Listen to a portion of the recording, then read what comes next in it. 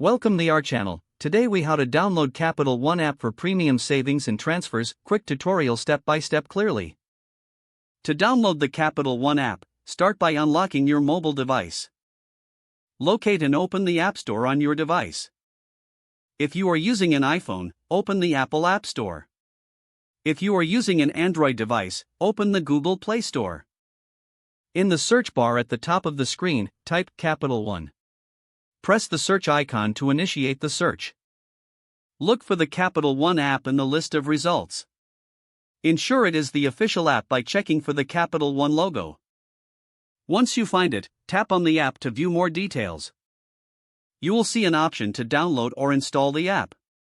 If you are on iOS, tap Get. If you are on Android, tap Install. The app will begin downloading to your device. Wait for the download and installation process to complete.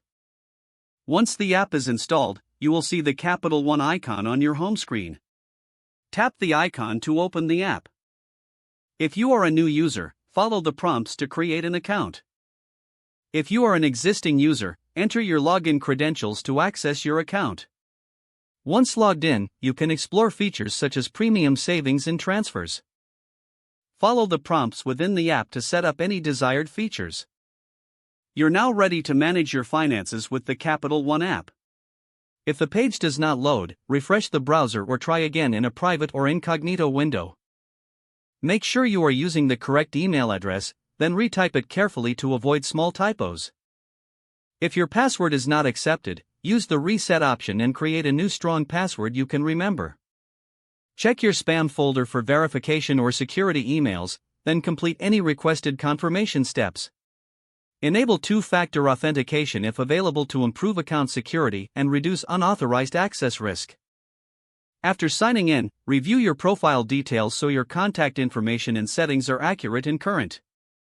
If you see an error message, note it down and try again after restarting your device and internet connection.